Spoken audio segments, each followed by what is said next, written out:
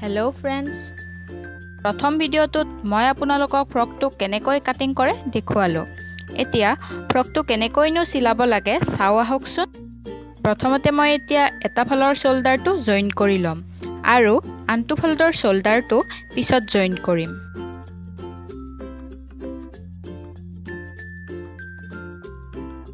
এতিয়া গলত কাপোৰ লগাবৰ বাবে আৰ্মহোল কাটিং কৰোতে ৰৈ যোৱা কাপোৰখিনি ব্যৱহাৰ কৰিম। কাপোৰখিনি প্ৰথমতে ত্ৰিকোণ শেপত এনেদৰে আঁচ টানি কাট কৰি লম।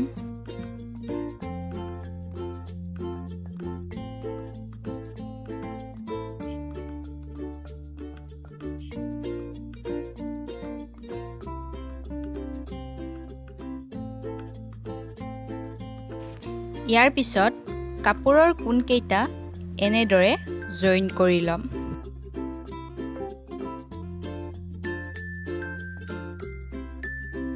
আটাইকেইটা টুকুৰা জইন কৰা হোৱাৰ পিছত এতিয়া ফ্ৰকটোৰ জইন নকৰা শোল্ডাৰটোৰ সাইডটোৰ পৰা গলত কাপোৰখন ভিডিঅ'টোত দেখুৱাৰ দৰে এনেদৰে লগাই যাম।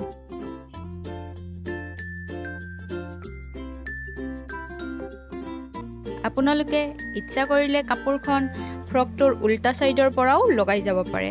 মই সিধা সাইডৰ পৰাই লগাই গৈছো।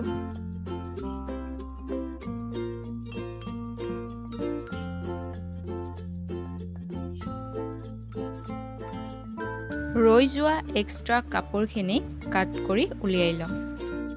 ইয়াৰ পিছত গলটোত সৰু সৰুকৈ কাট লগাই যাম যাতে কাপোৰখন ভালদৰে ফল্ড হয়।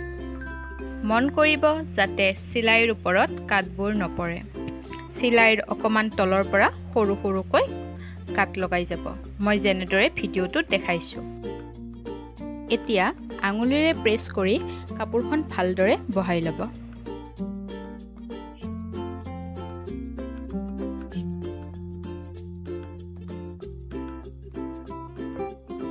আৰু তাৰ পিছত কাপোৰখন এনেদৰে দুটা ফল্ড কৰি ওপৰত এটা চিলাই কৰি যাম।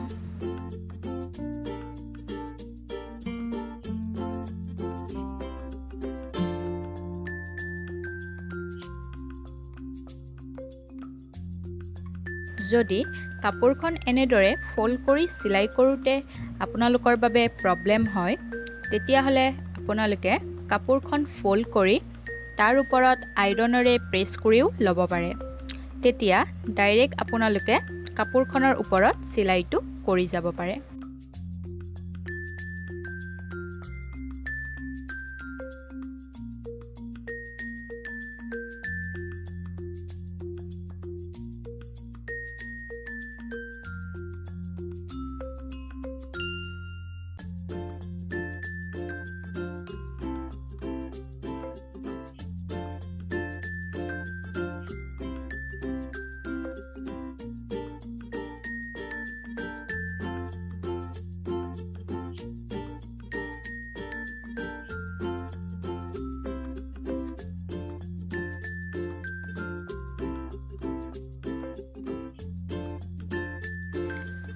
গলত এনেদৰে কাপোৰখন লগোৱা হোৱাৰ পিছত আনটো ফালৰ শোল্ডাৰটো জইন কৰি ল'ম।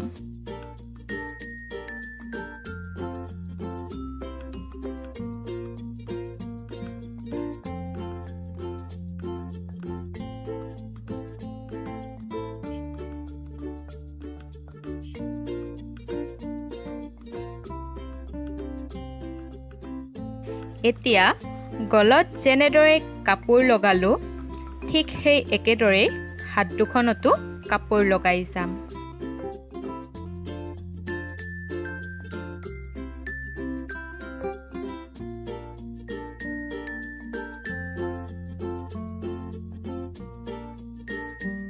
এবাৰ হাতৰ কাপোৰখন মই ফ্ৰকটোৰ ওলোটা সাইডৰ পৰা লগাই আপোনালোকক দেখুৱাই দিছো। আপোনালোকৰ যিটো ফালৰ পৰা কাপোৰখন লগাব সুবিধা হয় সেই ফালৰ পৰাই লগাব পাৰে।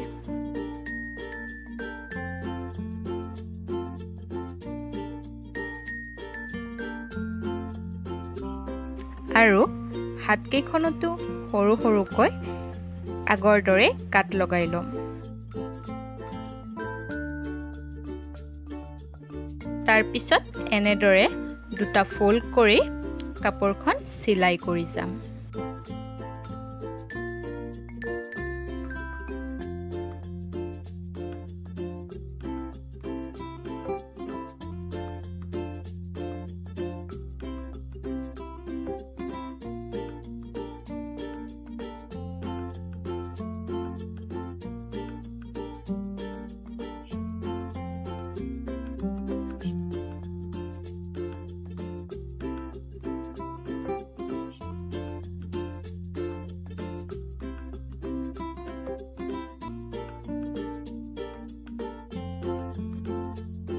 ভিডিঅ'টো আৰু বেছি দীঘল নহ'বৰ বাবে মই আপোনালোকক এতিয়া এখন হাততেই কাপোৰ লগোৱাটো দেখুৱাই দিছোঁ।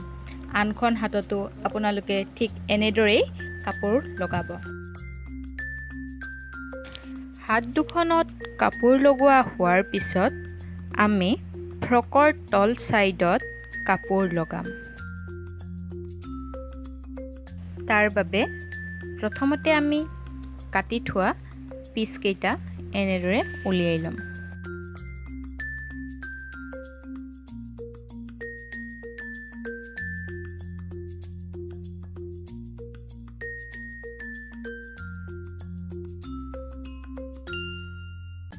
এতিয়া প্ৰথমতে ডাঙৰ পিচ এটাৰ লগত সৰু পিচ এটাৰ চিধা ছাইডটো জইন কৰি ল'ম। যিদৰে মই ফ্ৰকৰ পিচকেইটা কাট কৰি উলিয়াইছোঁ, আপোনালোকেও ঠিক একেদৰেই পেটিকোটৰ কাৰণে পিচকেইটা কাট কৰি উলিয়াব পাৰে।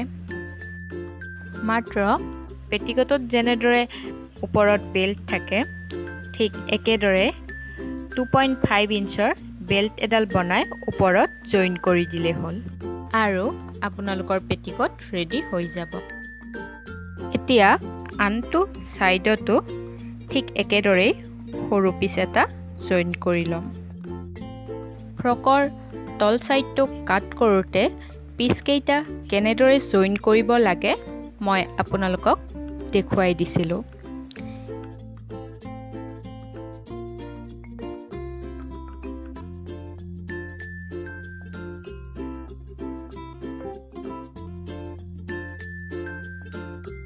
এতিয়া বাকীকেইটা পিচো ঠিক একেদৰেই জইন কৰি যাম। জইন কৰোঁতে আপোনালোকে মন কৰিব যাতে এটা বেকা ছাইডৰ লগত এটা চিধা ছাইডে জইন কৰে।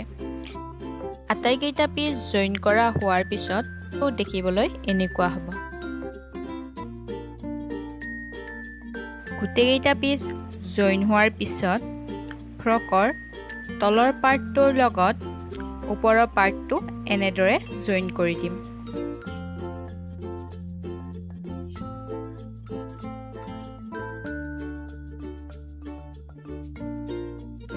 আপোনালোকে আৰু ভালদৰে বুজি পাবৰ বাবে ভিডিঅ'টো মাজতে স্কিপ নকৰি শেষলৈকে ভালদৰে চাব।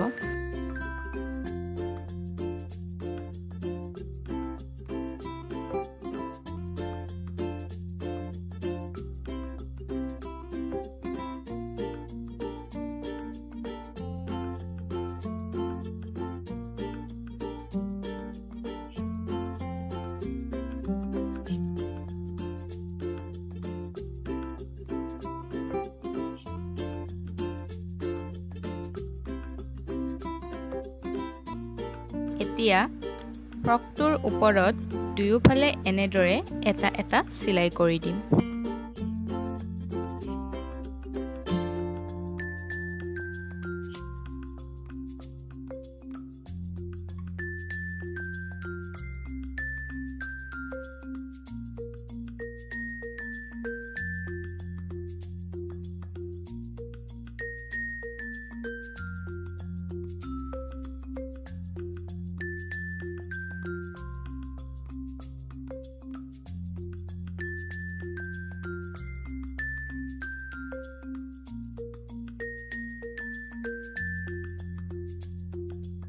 ইয়াৰ পিছত ফ্ৰকটোৰ বডিটোৰ জোখ অনুসৰি সাইড দুটা জইন কৰি লম।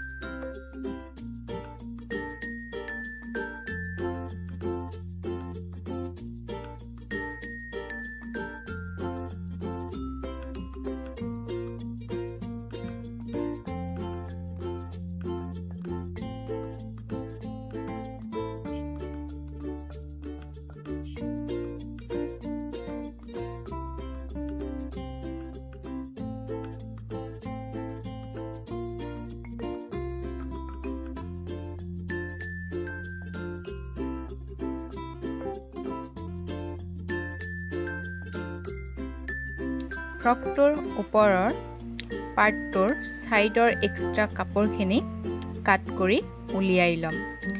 সেইখিনি মই প্ৰথম ভিডিঅ'টোত কাট কৰা নাছিলোঁ, সেইবাবে এতিয়া কাট কৰি উলিয়াই ল'ম।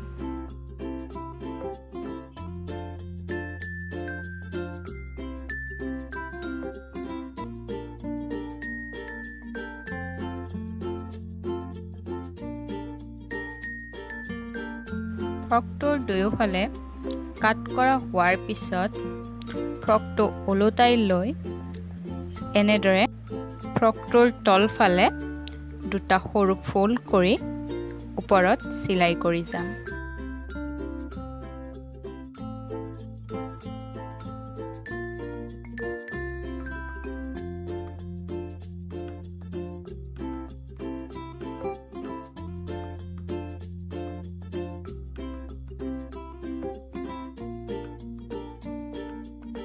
ভিডিঅ'টো চাই ভাল পালে আপোনালোকে প্লিজ এটা লাইক, কমেণ্ট আৰু শ্বেয়াৰ কৰি দিব। লগতে এনেকুৱা ধৰণৰ আৰু অন্য ভিডিঅ' পাই থাকিবলৈ মোৰ চেনেলটো ছাবস্ক্ৰাইব কৰিবলৈ নাপাহৰিব।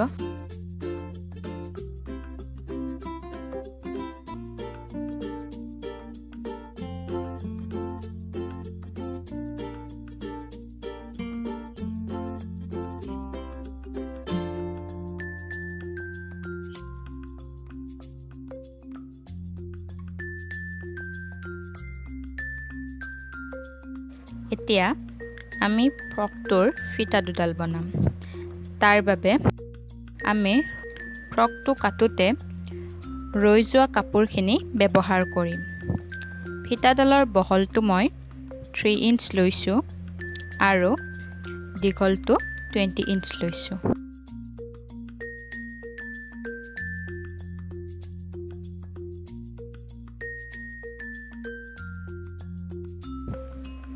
এতিয়া মাজেৰে এনেদৰে কাট কৰি দুডাল ফিটা উলিয়াই ল'ম।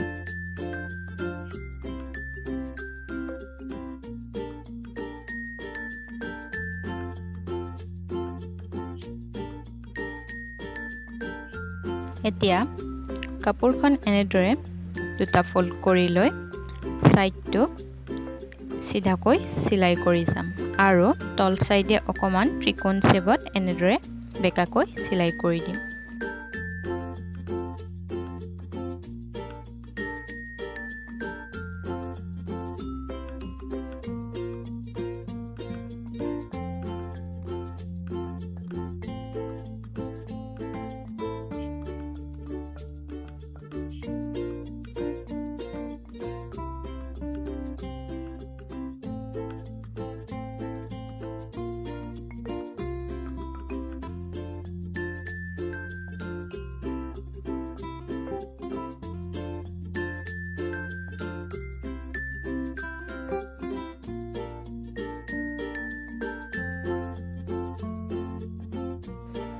দুয়োডাল ফিটা এনেদৰে চিলাই কৰা হোৱাৰ পিছত এটা কলমৰ সহায়ত মই ফিটাডাল এনেদৰে চিধা কৰি ল'ম।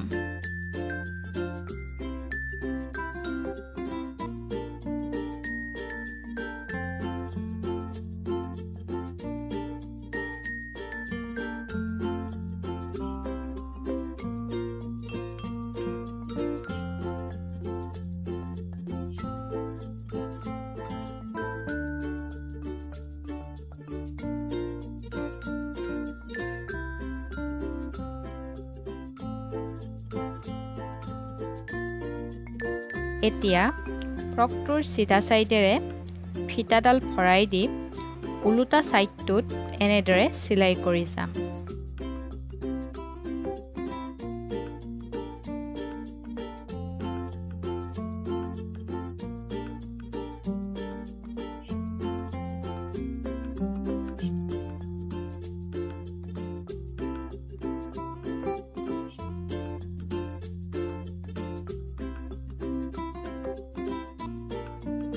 ফিটা দুডাল লগোৱা হোৱাৰ পিছত আমাৰ ফ্ৰকটো চিলোৱা কমপ্লিট হৈ গ'ল।